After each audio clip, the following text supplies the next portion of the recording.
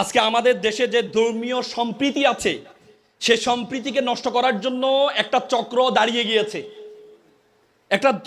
দাঁড়িয়ে গিয়েছে, ইসকন নামক যে সংগঠনটি, ইসকনের সাথে হিন্দু ধর্মের কোনো সম্পর্ক নেই।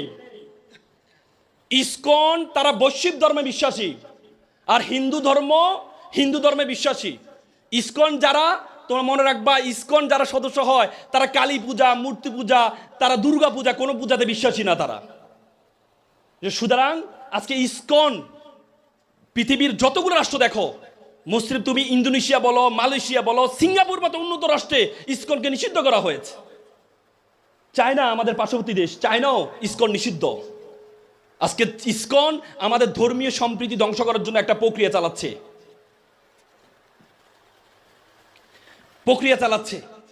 আমার ধর্মীয় সম্প্রীতি নষ্ট করার জন্য। আজকে আমাদের